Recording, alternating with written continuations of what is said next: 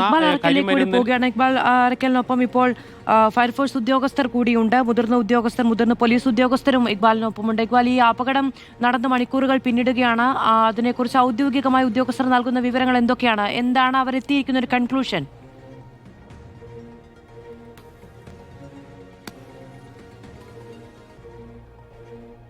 മധു, ഇപ്പോൾ ദൃശ്യങ്ങളിൽ കാണാം central zone IG Rajpal Meena ഉൾപ്പെടെയുള്ള മുതിർന്ന പോലീസ് ഉദ്യോഗസ്ഥർ ഈ അപകട സ്ഥലത്തേക്ക് എത്തി ഈ സംഭവ സ്ഥലം പരിശോധിക്കുകയാണ്. തൃശ്ശൂരിൽ നിന്നുള്ള പോലീസ് ഉദ്യോഗസ്ഥർ ഈ കാര്യങ്ങളെല്ലാം ഈ മുതിർന്ന പോലീസ് ഉദ്യോഗസ്ഥർക്ക് വിശദീകരിക്കുകയും ചെയ്യുന്നുണ്ട്. ഇവിടെ ദൃശ്യങ്ങൾ കാണുന്ന പോലെ തന്നെ പലയിടത്തും ഈ സ്ഫോടക ക്ഷേരം ഇപ്പോഴും ദൃശ്യങ്ങൾ കാണാം. ഈ പൊട്ടാത്ത പല അമിട്ടുകളും ഈ മറ്റൊരു സുരക്ഷിതമായിട്ടുള്ള മേഖലയിലേക്ക് മാറ്റിയിട്ടുണ്ട് എന്നുള്ളതാണ് ഉദ്യോഗസ്ഥർ അറിയിക്കുകയും ചെയ്തിട്ടുള്ളത്. തെരച്ചിൽ ഏറെക്കുറെ മേഖലയിൽ പൂർണ്ണമായിരിക്കുന്ന സ്ഥിതിയാണ്.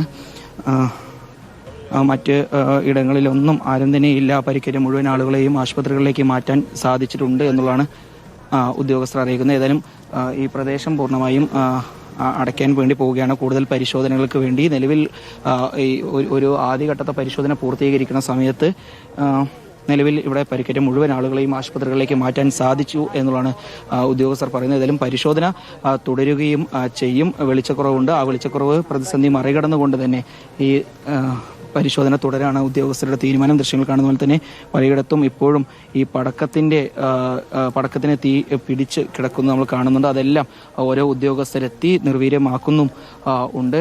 നേരത്തെ ഞാൻ സൂചിപ്പിച്ചതുപോലെ തന്നെ പൊട്ടാത്ത ചില അമിട്ടുകൾ ഉണ്ടായിരുന്നു, അതുപോലെ തന്നെ മറ്റ് പടക്കങ്ങൾ ഉണ്ടായിരുന്നു. അതെല്ലാം ഇപ്പോൾ മറുവശത്തേക്ക് സുരക്ഷിതമായിട്ടുള്ള ഒരു മേഖലയിലേക്ക് മാറ്റിയിരിക്കുകയാണ്. അതിനുശേഷമാണ് ഇപ്പോൾ പരിശോധന കാര്യക്ഷമമായി മുന്നോട്ട് കൊണ്ടുപോവുകയും ചെയ്തത്. നമ്മൾ നേരത്തെ പറഞ്ഞതുപോലെ തന്നെ ഈ അല്പമെങ്കിലും തീയുള്ള മേഖലയിലെല്ലാം എത്തി ഇപ്പോൾ ഉദ്യോഗസ്ഥരുടെ നേതൃത്വത്തിൽ ആ തീയെല്ലാം നിർവീര്യമാക്കുകയാണ്, നിയന്ത്രണ വിധേയമാക്കുകയാണ്. ഏതായാലും ഈ പരിശോധന തുടരും എന്ന് തന്നെയാണ് മനസ്സിലാക്കുന്നത്. നിലവിൽ നമ്മൾ നേരത്തെ പറഞ്ഞതുപോലെ സെൻട്രൽ സോൺ IG എത്തിയപ്പോൾ അദ്ദേഹം ഈ അപകട സ്ഥലം കൂടുതൽ പരിശോധിക്കുകയാണ്. ഇവിടെ സിവിൽ ഡിഫൻസിലെ ആളുകൾ, അതുപോലെ തന്നെ ഫയർഫോഴ്സിലെ ആളുകൾ, പോലീസ് ഉദ്യോഗസ്ഥർ, ഇവരല്ലാത്ത മുഴുവൻ ആളുകളോടും ഈ മേഖലയിൽ നിന്ന് മാറാനാണ് ഇപ്പോൾ നിർദ്ദേശം നൽകിയിരിക്കുന്നത്. വെടിക്കോപ്പുകളുടെ അവശിഷ്ടങ്ങളൊക്കെ ഇപ്പോഴും അവിടെ കിടക്കുന്നുണ്ട്. പൊട്ടാതെ കിടക്കുന്ന വെടിക്കോപ്പുകൾ സുരക്ഷിതമായ ദൂരത്തേക്ക് മാറ്റാനുള്ള ശ്രമങ്ങളും നടക്കുന്നുണ്ട്. സെൻട്രൽ സോൺ IG രാജ്പാൽ മീണയും ഉദ്യോഗസ്ഥരും സംഭവ സ്ഥലത്ത് അല്പസമയം മുമ്പ് എത്തി. തൃശ്ശൂരിലെ പോലീസ് ഉദ്യോഗസ്ഥരൊക്കെ അവരോട് കാര്യങ്ങൾ വിശദീകരിച്ച് കൊടുക്കുന്നുണ്ടായിരുന്നു. അതിനിടയിൽ പ്രധാനമന്ത്രിയുടെ അനുശോചനമുണ്ടായിരിക്കുന്നു.